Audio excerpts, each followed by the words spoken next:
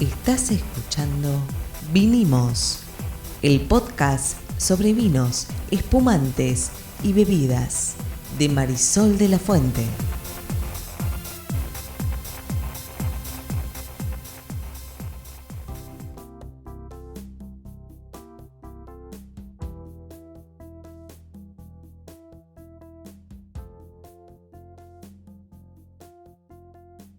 Buenas, mi nombre es Marisol de la Fuente y soy Sol Sommelier. Y yo soy Ariel Torres, soy el que hace las preguntas del que no sabe en este podcast.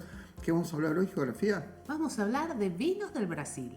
Vinos de Brasil, mira vos. De ¿No es muy vinos húmedo, también. hace mucho calor en Brasil? Es muy húmedo, hace mucho calor, las plantitas tienen tierra que es muy buena, pero Demasiado buena, sí. se hace vino en el Brasil. Veníamos hablando de Italia, de España, ya vamos a volver al viejo mundo, pero dije, ¿por qué no hablar de los vecinos brasileros? Ya que los tenemos tan cerquita y que además de que ellos vienen a comprar un montón de vino para acá, nosotros algunas veces, ahora por ahí no tanto, vamos para Brasil. ¿Y por qué no ir a visitar una bodega en Brasil? Bueno, deben tener características muy especiales porque el clima, el suelo, etcétera, son casi lo opuesto de lo que busca la uva. Sí, Pero así es. la uva para vinificar, Exactamente. como fruta, yo recuerdo haber tomado jugo de... De la fruta que se te ocurra. Pero digo, yo de recuerdo uva. haber tomado Sí. jugo de uva en Brasil claro. y era delicioso. Pero bueno, tampoco sé si lo hacían realmente con uva. Yo soy bastante escéptico, como saben, dudo de todo, es mi trabajo, para eso me pagan. Se hace con dudas, se hace con uva. Se hace con dudas, sí, muy bien. Muy bien. El periodismo también se hace con dudas. Sí. Sí. Vamos con algunos datos para arrancar, después Dale. entramos en la historia y todo, porque seguramente no sos el único que no cree que podamos hacer un podcast sobre Brasil y el vino. Hectáreas plantadas en todo Brasil, 80.000. Para ¿En ponernos Argentina? en contexto, en Argentina... 300 y pico mil. No. Alrededor de 200, casi estamos llegando a las 230.000. Ok. Brasil, 80.000 hectáreas. ¿Cuántas bodegas en Brasil? Más de 1.100.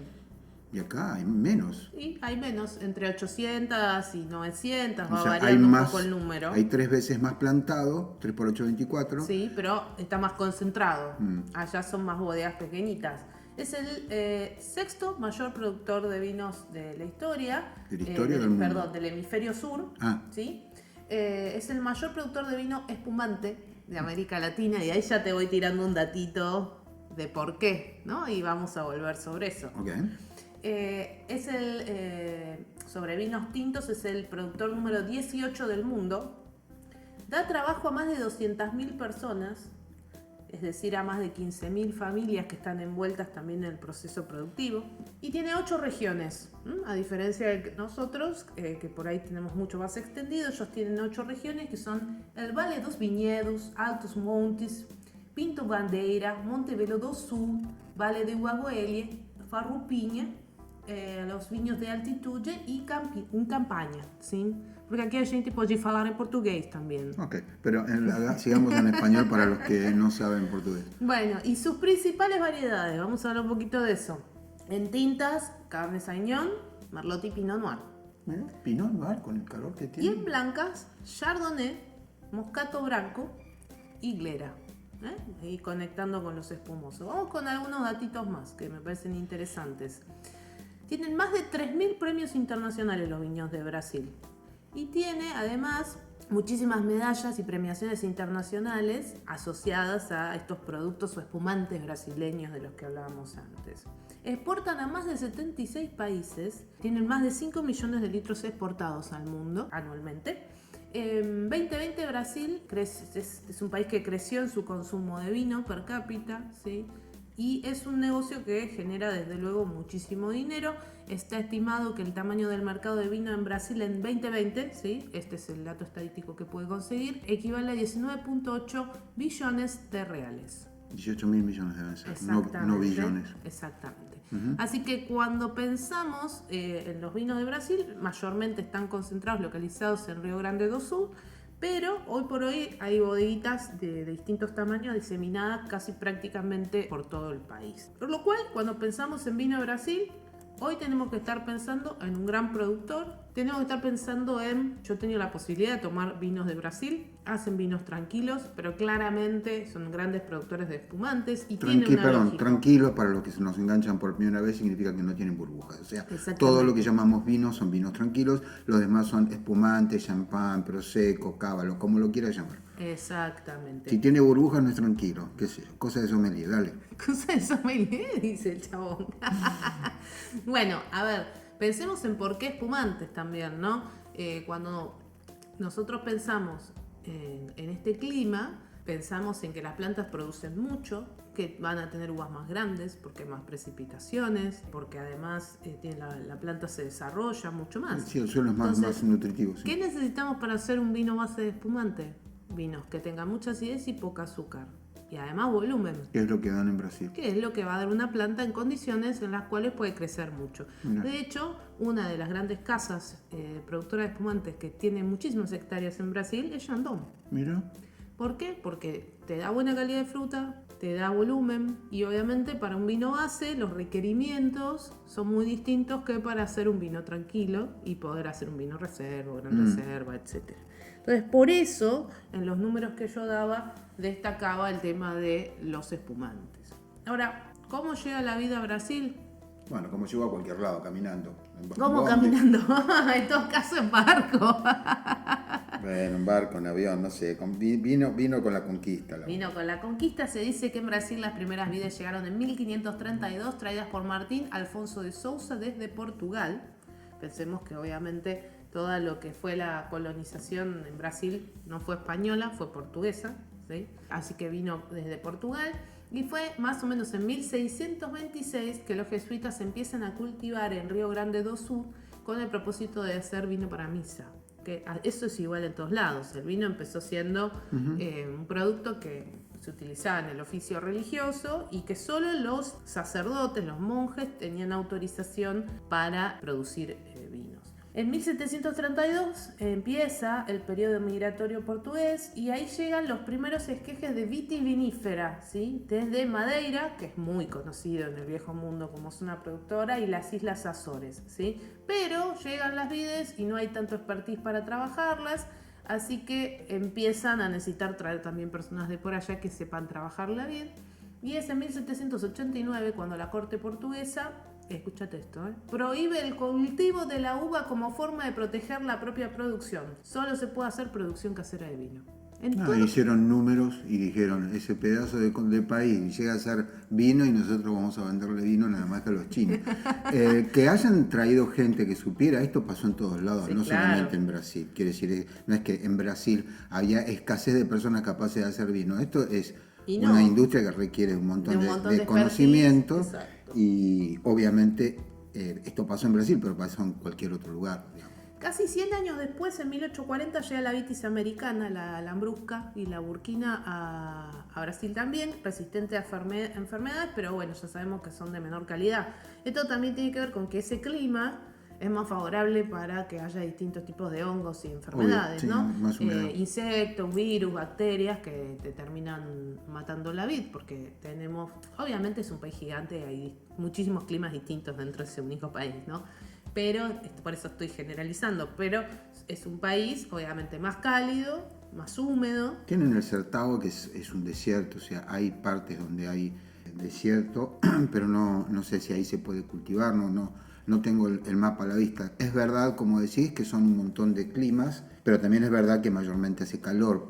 No se podría decir que Brasil, hasta donde sea, al menos en un país donde vayas a encontrar algo como la Patagonia. Claro. Entonces no tenés ni demasiada sequía ni demasiado frío y entonces sí, las enfermedades prosperan, sobre todo lo que son hongos y bacterias. Durante muchísimo tiempo solo hubo cultivo de vitis americana por esto mismo, porque rinde más, la calidad es mucho más dispar, pero rinde más. Y recién en los 90 se empieza a producir la reconversión de viñedos y sistemas de conducción. Ojo que no es muy distinto que lo que pasó en la Argentina. Te iba a decir. Y también, además de esto de que en los 90 arranca la reconversión de viñedos, también acá empieza a aparecer el tema de la identificación geográfica, que ya hemos hablado en este podcast, que señala ciertos lugares de procedencia y los dos lugares más representativos comenzaron siendo Vale dos Viñedos en 2012 y Pinto Bandeira desde 2010. Así que mirá cuán reciente es todo el tema de empezar a producir vinos de calidad en Brasil. Les tomó 400 años nada más. Bueno, no, también hacían antes. Lo que ocurre es No, que, fue un chiste. Igual les tomó 400 años a todos. al continente. No importa. A lo que voy es... sí, quiere decir que es una evolución semejante a la que hubo en la Argentina. Tal vez la Argentina arrancó un poquito antes, pero los vinos de calidad en Argentina y en Brasil están más o menos alineados, eso decís. Un dato para tener en cuenta, recién al principio del podcast hablábamos de algunos datos de producción, de superficie plantada y demás. Obviamente, por todo esto que estamos diciendo, está claro que estamos hablando en líneas generales de un clima subtropical, que incluso en estos lugares puede llegar a haber hasta 2 ciclos de cosecha. A veces, yo no sé si todos han escuchado, pero si no lo han escuchado se los cuento, hay producción vitivinícola en México, hay producción vitivinícola en Bolivia, hay algo en Colombia, y la pregunta sería la misma que para Brasil. ¿Cómo pueden producir en esos lugares donde las condiciones climáticas no son de desierto seco o de semidesierto como en Cuyo o de estepa patagónica como en la Patagonia? Bueno, en Colombia y en México tienen mucha altura y tendría más sentido. Lo que ocurre con Brasil es que mayormente no tienen mucha altura y tienen mucho calor, tienen bueno, mucha sin embargo, humedad. los lugares donde yo que he tenido también la posibilidad de probar algo de Colombia, por ejemplo, los lugares donde hay viñedos en Colombia son lugares donde la vid tiene 2 ciclos anuales. ¿Por qué? Por la temperatura. Sí, porque básicamente nunca baja tanto como para que duerma, para que entre a la etapa en la que queda en reposo. De vegetativa, sí. Exactamente. Entonces, bueno, en algunos de estos lugares de Brasil además va a haber 2 ciclos que para el volumen productivo está buenísimo. Para la calidad, bueno, ahí por ahí no está tan bueno. Ellos tienen dividido en vino de mesa, que es el que hacen con vitis americana o con híbridos, y los vinos finos, que esos sí son los que se hacen con vitis vinífera y que además son los que generalmente suelen tener las IGs o las identificaciones geográficas. Y como decíamos antes, hay como regiones productoras como muy específicas. Digamos que entre las más destacadas está la Serra Gaúcha y Campos de Cima de Serra, que es como la más grande, está casi un poco más del 80% de la producción. Y si pienso en alguna otra como zona y demás, está Vale dos Viñedos, sí, es una área productiva también, es una también de las primeras que tuvo indicación de procedencia y es la única que tiene una ADO, ¿sí? Una denominación de origen, que también es un lugar de donde vamos a ver vinos tintos, blancos y obviamente los bases para espumantes y espumantes. Y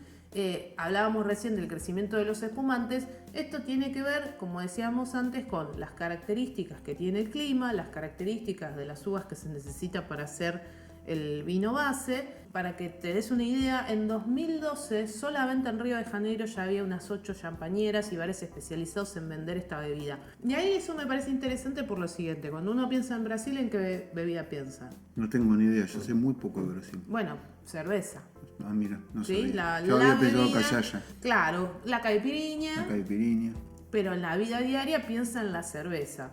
Bueno, ¿por qué? Porque gastronómicamente hablando aparecen cosas como la feijoada, como maíz, cerdo, poroto, frutas frescas, platos especiados y mucho calor, ¿no? La identificación o la imagen que tenemos de Brasil en nuestra cabeza es de mucho calor, entonces es lógico que se buscan bebidas más refrescantes. Por lo cual, ahí el espumante para el consumo interno, por lo menos, también tiene un lugar interesante. Por esto que estamos diciendo, porque no va a reemplazar nunca la cerveza, porque son 2 bebidas completamente diferentes, pero sí tiene un lugar puede tener un lugar destacado en la gastronomía. Ahora, para los que están diciendo, bueno, pero entonces los brasileños no toman vino, los brasileños toman un montón de vino, pero tienen, a diferencia de lo que nos ocurre a nosotros, la posibilidad de tomar vinos de todo el mundo. Vos vas a un restaurante en Brasil, yo que he viajado mucho a San Pablo, y tienen vinos de todas partes del mundo. Entonces toman vinos argentinos, italianos, franceses, portugueses, americanos. Entonces no es que no tomen vinos, suelen tomar vinos del mundo, tal vez no toman vinos, tantos vinos locales, claro,